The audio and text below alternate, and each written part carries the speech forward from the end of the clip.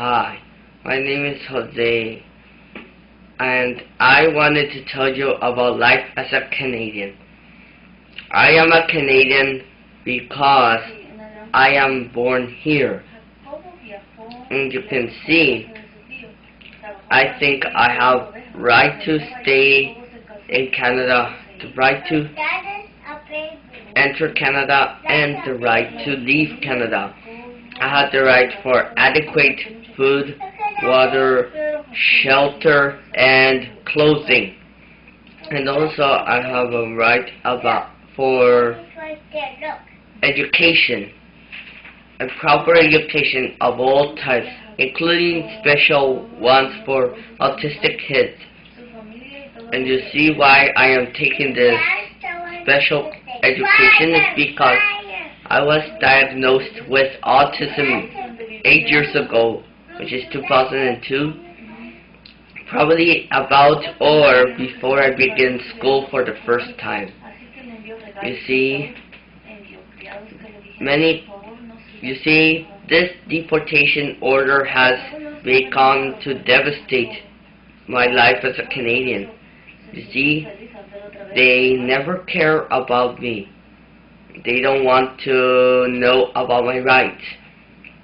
They don't care that I can enter, stay, and leave Canada. They don't care that I need such education. They don't care that I need parents.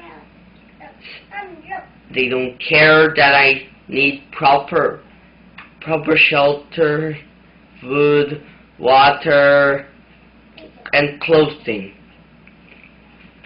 And what happened is that everyone has rights according to the Universal Declaration of Human Rights. Mine has been violated. I'm not the only one. My sister rights have been violated. All because of the deportation. And I think although Neponen is the guy who had started it, he thinks that FMLN is such a terrorist and thinks my dad is gonna threat Canada and terrorize its population. So he proves that FMLN is terrorist, and now new FMLN members is inadmissible from entering Canada. And the section where they used to deport my dad is section 34.1. So if they still accept to use section 34.1 as a deportation ground, then what is going to happen to the rest of the El Salvadorans who are living peacefully here, even if they have Canadian-born children like my sisters and I are? Their lives are going to be devastated. They're forced to return to El Salvador. So then, while we were still in the crusade, there was this new movie. It is called Return to El Salvador. And you know, it is not that any kind of other movies like animated,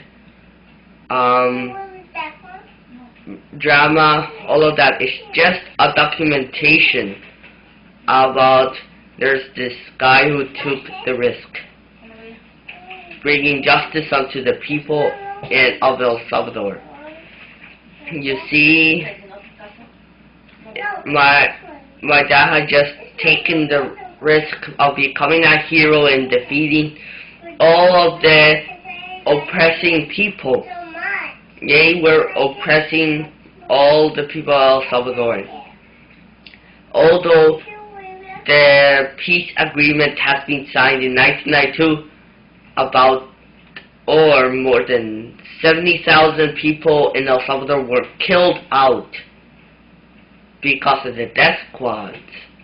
And that could have cost the diaspora of El Salvador scattering into different places, like some of them might go to the United States while the others go to Canada. But now they are threatened as they are considered as part of FMLN.